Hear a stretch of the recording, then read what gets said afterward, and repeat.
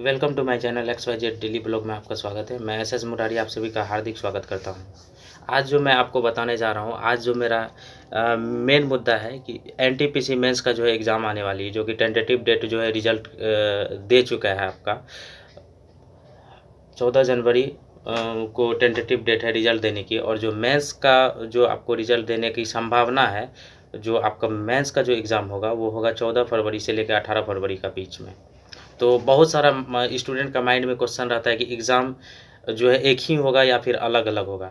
तो आप अगर नोटिफ़िकेशन पढ़ेंगे तो नोटिफ़िकेशन में क्लियरली मेंशन किया हुआ था कि अलग-अलग लेवल के लिए अलग-अलग एग्ज़ाम होगा। तो आपका लेवल 2 से स्टार्ट है, लेवल 2 का अलग एग्ज़ाम होगा, लेवल 3 का अलग एग्ज़ाम होगा और फिर आपका लेवल 4 का अलग एग्ज़ाम होगा, लेवल 5 का अलग एग्ज़ाम होगा, और उसके बाद फिर जो है आपका लेवल 6 का अलग एग्ज़ाम होगा। यानी कि जो स्टूडेंट हर लेवल के लिए क्वालिफाई करेंगे तो उसे टोटल जो है कि 5 एग्ज़ाम जो है मेंस के लिए देने पड़ेंगे। ये क्लियरली मेंशन है। इसमें जो है कि किसी तरह का कोई प्रॉब्लम आप लोगों को नहीं होना चाहिए।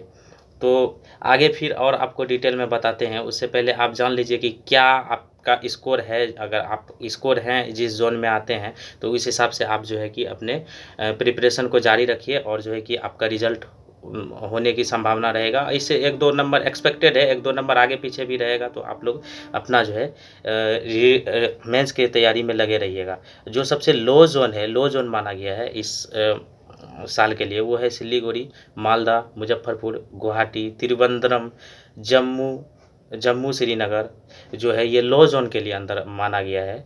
और जो इसमें जो है यूआर का जो कट ऑफ जाने की संभावना है 55 प्लस अगर आपके आ रहे हैं, अगर आप लोग यूआर से हैं और ये इन पांचों जोन में से किसी में हैं आप लोग, जैसे सिलीगुड़ी, मालदा, मुजफ्फरपुर, गुवाहाटी, त्रिवेंद्रम और जम्मू श्रीनगर में हैं, तो आप लोग आराम से तैयारी करते रहिए। ओबीसी हैं 53 प्लस हैं तो तैयारी में लगे रहिए।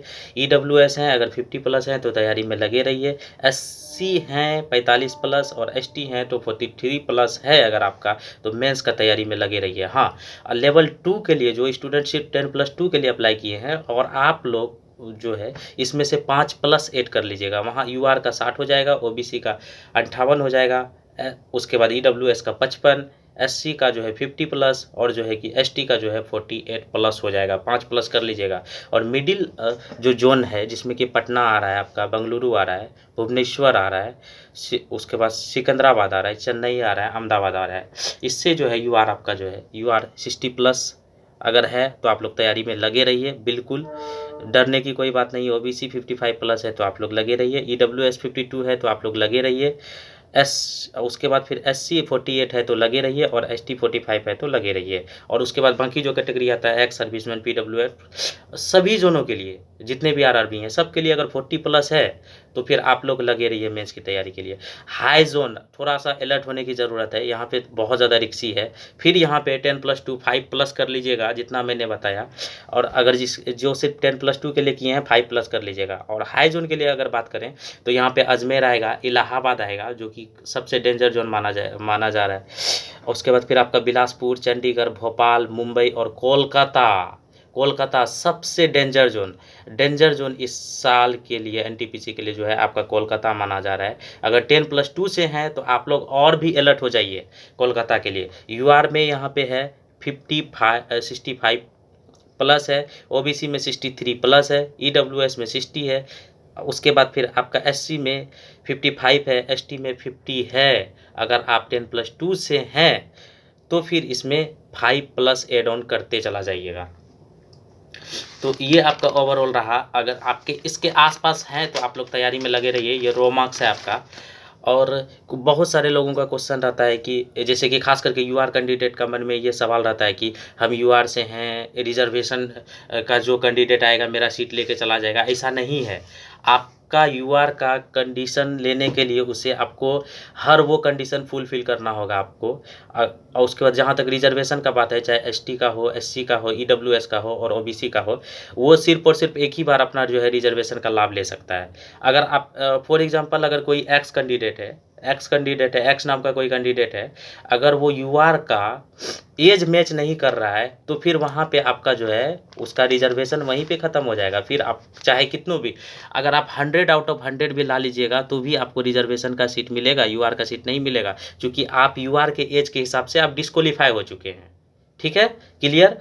और फिर जहाँ तक रिजर्वेशन का बात है, उसी प्रकार सेम एग्जांपल अगर आप दूसरा लीजिएगा, अगर यूआर का cut off for that matter 70 जाता है, अगर अगर आप ओबीसी के कैंडिडेट हैं, एससी के कैंडिडेट हैं, एसटी के कैंडिडेट हैं, अगर आपका जो है आपका सिलेक्शन 65 में होता है, फिर जाके अगर मेंस में आप 90 कर लेते हैं या फिर 95 कर लेते हैं, वहाँ पे यूआर का कट ऑफ अगर 80 जाता है, तो भी आपको ओबीसी का ही सीट मिलेगा या एससी का ही सीट मिलेगा, एसटी का ही सीट मिलेगा। इसके पीछे सिंपल सा रीज़न ये है दोस्तों कि आप यूआर के हिसाब से आप जो है सीबीटी 1 डिस्क्वालीफाई हो चुके हैं। इसीलिए अगर ये सब अगर किसी के माइंड में है तो ये बात दिमाग से बिल्कुल हटा दीजिए, उसके लिए कोई डरने का बात नहीं है।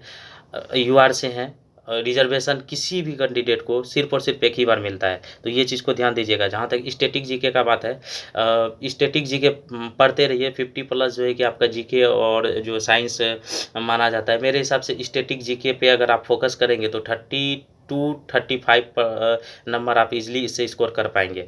तो इसीलिए ये सब चीज़ को फैक्ट को ध्यान में रखते रहिए और मेंस का तैयारी में लगे रहिए दोस्तों। बहुत कम टाइम बचा है, बहुत ही महत्वपूर्ण है ये समय आपके लिए। मुश्किल से अब 1.5 महीने बचे हैं और फिर मैं भी वैसे मेंस की तैयारी में लगा हुआ हूँ। और जो मेरा जो जोन है मालदा है, तो देखते हैं फिर क्या होता है। इतना तो नंबर है कि इजीली सभी पोस्ट के लिए क्वालीफाई कर जाएंगे। ये बात भी ध्यान में रखिएगा, आपका ओवरऑल जो है टोटल आपके जो 5 सीबीटी एग्ज़ाम देने होंगे, 5 कितने 5 अलग अलग देने होंगे। आप जितने पोस्ट के लिए क्वालीफाई करिएगा उतना अलग अलग आपको अलग अलग लेवल के लिए एग्ज़ाम देने होंगे, ठीक है।